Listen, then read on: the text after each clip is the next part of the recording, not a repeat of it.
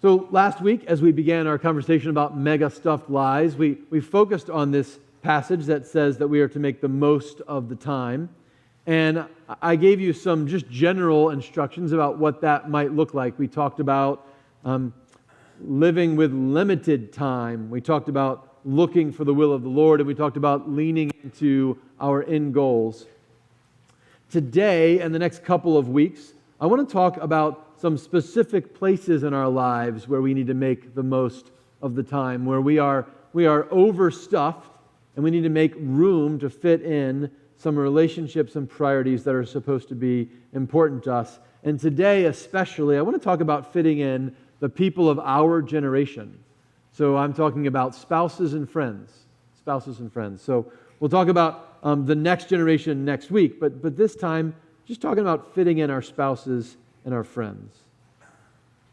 When you're little, this isn't so hard. When I was young, my best friend was my next door neighbor. His name was Melvin. Melvin was a year and a half younger than me. I was an only child. Melvin was effectively an only child. His siblings were grown and out of the house.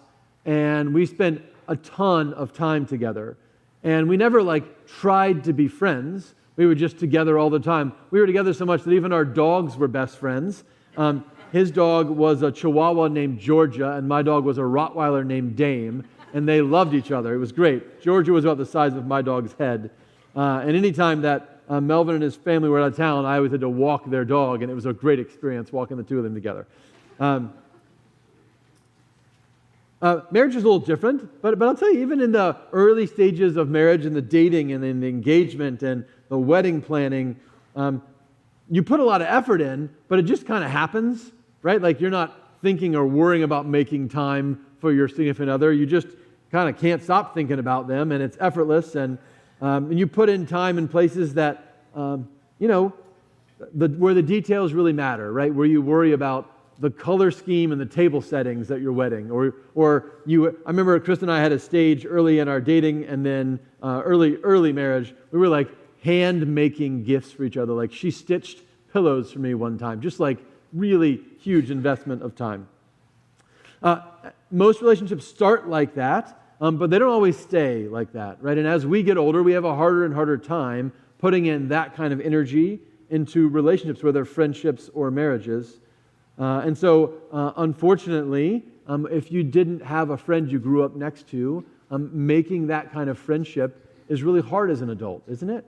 Most of us have experienced this. In fact, Melvin unfortunately moved away, and I tried to reconnect with him a little bit as we were adults, but I will tell you today, I don't really know where Melvin is or what he's doing. Now, the good news is I do know where Krista is and what she's doing today. She's at a soccer game, praise God. But I'll tell you, even there, the energy level is different, right? We were hand-making gifts for each other when we were first together. Last year, we got appliances. Nothing says I love you like a new toaster oven, right? And here's what I want to emphasize. I want to emphasize that in our mega-stuffed lives, the people that we often cut out and don't make time for are our friends and our spouses, right? They're the people that we take for granted, the people that we assume are always going to be there. And I believe instead we are called to invest in those relationships, even at the expense of some others in our lives. And if I was going to pick just one line to emphasize what it means to make that investment, to make the most of the time with our friends and our spouses, it would be this line that Paul says to us today: be subject to one another out of reverence for Christ. Be subject to one another out of reverence for Christ. There's so much interesting stuff happening in this passage, and we just have no way to get to all of it this morning. Let me point out a couple of short details. One of those is this practice of giving household codes in the Roman Empire is not in any way unique to Paul. Very common practice. In fact, it predates the Roman Empire. Plato, in fact, wrote household codes very much like these. What distinguishes the Christian household codes from those secular codes is those authors like Plato wrote exclusively to the power brokers in a relationship. Right? So when Plato writes a household code, he speaks to husbands and parents, or fathers and masters. And that's it. And when Paul writes a household code, I hope you notice he speaks first to wives and then to husbands, first to children, then to parents, first to slaves, then to masters, as though all those players were worthy of being part of this conversation. And as he does so, he asks each group in some unique way to be subject to one another out of reverence for Christ. So I want to talk a little bit this morning about what that looks like in our marriages. I want to talk a little bit about what that looks like in our friendships, okay? The first one, just in our marriages, what does it mean to be subject to one another out of reverence for Christ? E.J. Graff says, marriage is when you agree to spend the rest of your life sleeping in a room that's too hot next to someone sleeping in a room that's too cold. Right? That's a beautiful summary, right, of what it means to be subject to one another. I read another author this week who said, marriage teaches you loyalty, forbearance, self-restraint, and a lot of other qualities you wouldn't need if you'd stayed single. Good stuff, right? Good stuff. I want to emphasize that in our attempt to invest in our marriages, we are not expected to maintain the level of intensity we had when we were dating throughout, right? That's not normal or really even possible. However, we are called to keep investing in each other, to keep prioritizing each other. And there's a beautiful way that Paul describes that. And I'm going to just go to verse 33 of chapter 5 as a summary of this instruction. Paul says, each of you, however, should love his wife as himself, and a wife should respect her husband. I came across a book a number of years ago called Love and Respect by a guy named Emerson Eggerichs. I'm sure I'm not saying his name right. And it's a great read. I recommend it if you're looking for a book on marriage. And he has a really simple premise. His premise is that men naturally, instinctively want respect and give respect. And women instinctively want love and give love. Now, he's not saying men don't want to be loved, right? And he's not saying women don't want to be respected. He's heard Aretha Franklin before, I'm sure. But what he's saying is, hey, in any exchange, the default thing that a man offers his friends is respect. In the exchange, the default thing a woman might offer her friends is love. And he says we can enter this crazy cycle where a woman feels unloved, and so perhaps then she acts without respect, and then a man feels disrespected, and so he acts without love, and this cycle perpetuates itself. And it's a really helpful idea for me. He tells a great story about a season in his marriage where things were going not so well, not falling apart, just not great. And in this season, he had a history of being forgetful about some things that were important, that he knew were important to his wife. And she obviously was very much aware had been hurt in the past of that forgetfulness. And so it happened to be that her birthday was coming up, and she decided to see if he cared enough to try to remember. And so she scrubbed her birthday from their family calendar. And when she got letters or gifts from people, she hid them so he wouldn't see them coming in. She did everything she could to make it so that he wouldn't get any outside influence reminding him that her birthday was coming up. The day of her birthday, he went out to lunch with a friend, and then that night he came home blissfully unaware of the occasion. And as he says, that evening as Sarah and I had dinner, she softly asked, "So, did you and Ray celebrate my birthday at lunch today?" He says, I can't describe exactly what goes on inside the human body at a moment like that, but it felt as if my blood went out of my heart, down to my feet, and then shot full force into my face. How would I ever explain this one?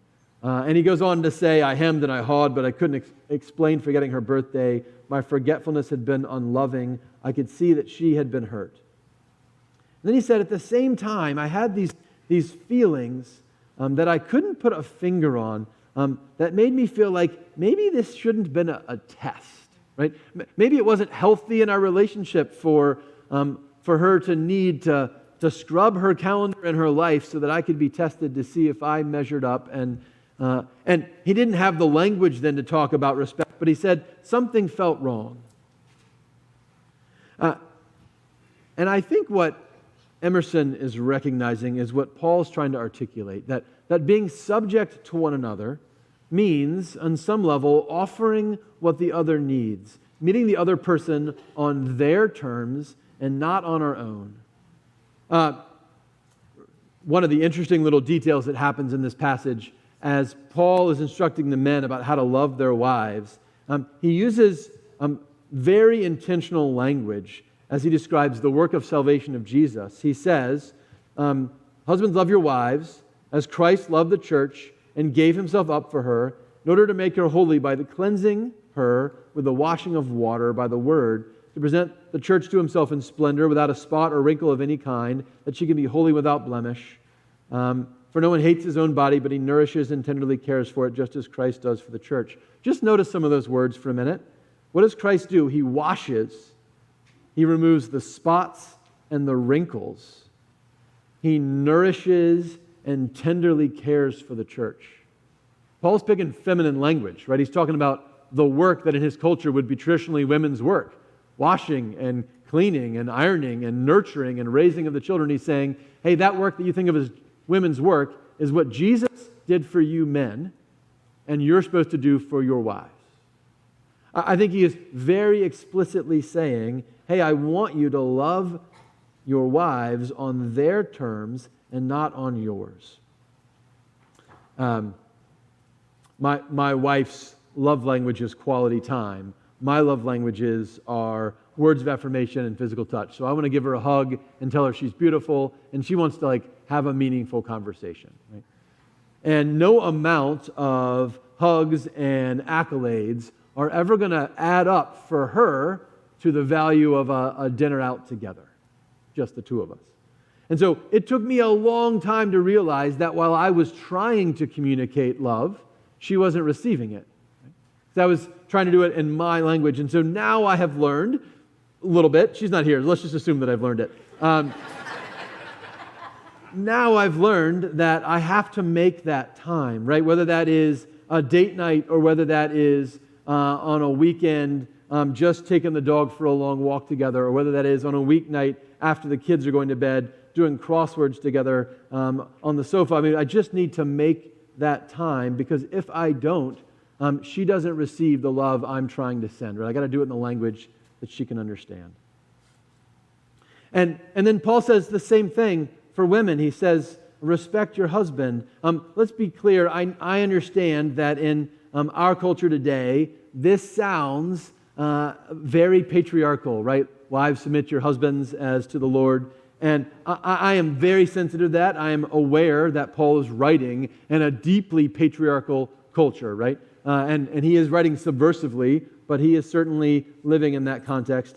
But I don't know that this is a situation where we say, hey, let's just get rid of that because it sounds old-fashioned. In fact, I think what Paul does so beautifully is he summarizes this idea of submission as respect, not groveling, but respect. Eggerichs tells another story of a time where he and his wife were at a small group Bible study together, and they were driving home afterwards, and she said, honey, you were really insensitive today. I just want you to realize, sometimes, you're not trying to do it, but sometimes you come across as just not caring about people, and here's some particular things that you did that, I think you did poorly. You could have done better. And he was a little taken aback and surprised, and as they had a conversation, her frustration level rose, and she had been frustrated with him in the Bible study but couldn't say it. And her volume level rose as her frustration level rose. And he said, eventually, honey, you can still be wrong when you're right at the top of your voice. I really love that line. You can still be wrong when you're right at the top of your voice. Right? And here's the point. Not that she's wrong to correct him, not that she's wrong to point out where he could improve, but to do it in a way that comes across as I love you and care about you and respect you, and not as I am trying to demean you. This is part of the work of saying, hey, I want to communicate in a language that you can hear. I want to invest in you and bless you and not simply take you for granted that you're going to always be there. Two quick other things here that I think are so important. I said already that Paul is subversive in this text in that he talks to women and men, which is sort of unusual in this culture. And I think that's partly to honor the women. I think it's also partly to communicate that this can start with anyone. And that this isn't just a task for the men or the women. It's not just the other person who needs to get their act together. I think Paul's saying, hey, whoever you are, this starts with you. In your relationship, this process of saying, I'm going to make deposits by being subject to you out of reverence for Christ. That begins with me, no matter how right I think I am or how wrong I think the other is. It's got to begin with me. And then the other thing I think is so strategic in Paul's writing here is he places this section about husbands and wives, or wives and husbands, before the section about children and their fathers or children and their parents. And I think Paul does that on purpose because he recognizes that this relationship is supposed to be more important than the one we have with our kids. Like, I hope you love your kids, right? I hope you love your grandkids. But the goal is that they're going to grow up and move out, right? And the goal of your marriage is that you're going to be together for as long as you both shall live. And so one should trump the other. There should be times where you say, hey, because I love my children, I'm going to put my spouse first. And if we don't lean into that end goal, our marriage drifts. So what are you saying no to so that you can say yes to your spouse? What are the deposits you're making? How are you, through love and respect, being subject to one another out of reverence to Christ? And how does your marriage look somehow like a reflection of the love between Jesus and His church? Okay, that's like half the puzzle, but it's not enough. And I can't emphasize this sufficiently. I am concerned that in our culture, we have told ourselves that, hey, your marriage is supposed to be the relationship that completely sustains you. And that is not biblical. And it is not healthy. And you need other people in your life, other than just a spouse, to carry you through this journey that we have. And we actually place an unreasonable burden on our husbands and wives when we ask them to be the complete sustaining relationship for us. And I think this is a particular challenge for men in our culture because male friendship in our culture today is not highly valued. But I think women have the same problems. And I know so many women and men in my stage of life especially who see getting together with friends as a luxury instead of a necessity. And I got to tell you, I think our culture of isolation, the idea of friendships being a luxury is one of the reasons that we face these incredible rates of depression and anxiety in our culture. We need, in our mega stuff lives, to fit in friendship. We need to fit in time for our friends. So come back with me to the story of David and his friend Hushai. It's an incredible story. I know the details are a lot, and I know there's a lot of context going on, but I hope here's what you picked up, that in maybe the worst season of David's life, as he is running for his life from his son, as his kingdom is in jeopardy, as his legacy is in question, there is a friend on whom he relies. And we were talking about friendship, and the gift of a church family is hard to overstate in these moments. I'm struck by the power of this story of David and Hushai and the way Hushai shows up for his friend in a season that seems overwhelming and in a season that is undoubtedly the greatest crisis of David's life. And He's not just willing to show up to mourn with him. Hushai takes his life in his own hands, right? This is what I wanted you to understand from this story. He goes in as an undercover operative for David in the court of the man that wants to kill David, right? And literally at any moment, Hushai could be found out and executed. And he does so entirely to thwart the plans of David's enemies and to protect David's life. And I think about the incredible blessing of a friend like that. And I just always want to ask, do you have people in your life like that? Do you have people in your life who you could trust with your life? People in your life who would leave their job for you, who would raise your kids for you if you couldn't, who would be willing to be mocked and ridiculed just to stand beside you, who would literally give their lives for you. Our friends are not a luxury. Our friends are a necessity. We cannot live without them.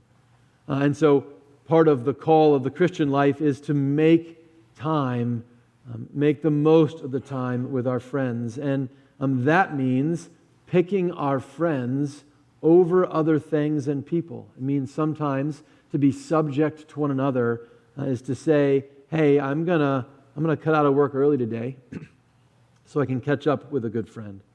It means I'm going to schedule something to make an investment of time because I'm not 10 years old anymore and I can't go next door and play with my neighbor and become best friends over the course of 3 or 4 years. I've got to work to make that space in my life. It means perhaps in our marriages encouraging our spouses to go out with their friends, right? Not seeing that as a threat, but as a healthy thing for them and for us. Paul says, be subject to one another out of reverence for Christ. And there's a recognition that in our marriages and especially as well in our friendships, having people that share the love of Jesus with us makes those friendships deeper and richer. And so I just want to ask, with the limited time that you have, what do you need to say no to so you can say yes to your friends? Because I know too many guys who say, yeah, I've got a best friend from when we were in high school and I don't see him but once or twice a year, but when we get together, it's just like old times. And I think that's great, but it's not enough. You need a friend who's present with you, who can be there in all the moments of your lives. I've shared before, I have a small group in our church that means the world to me, and we've been getting together in some form or another for about the last 10 years. We meet and do Bible study together and do dinner together. And over 10 years, a lot of stuff has happened, right? So we've raised our kids together, and we've lost parents together, and we have been through anxiety and depression together, and we have been through jobs transitions together. We've been in the Word of God together again and again and again.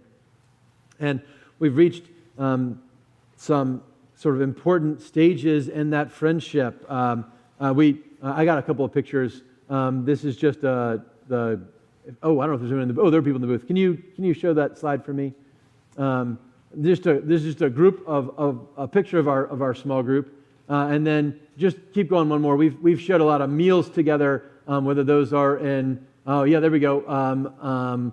Really slimy, gross food, or whether that's in the food bus. This is us in a duck boat, I believe, which is an important friendship stage. But you've really reached a high level of friendship when you're feeding alpaca together. This is just a couple pictures of us feeding alpaca because that's what great friends do together, right? And just leave that one up for a minute because I love the alpaca staring at us.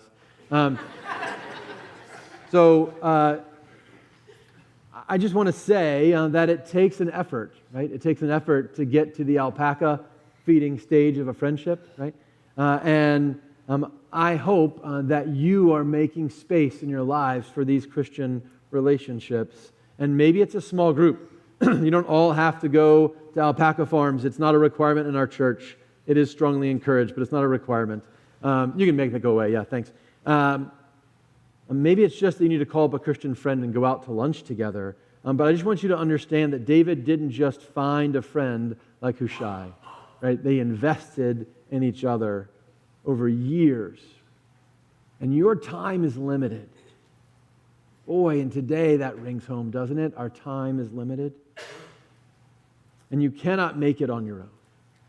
And you were not designed to be consumed with spreadsheets and deadlines and the ephemeral.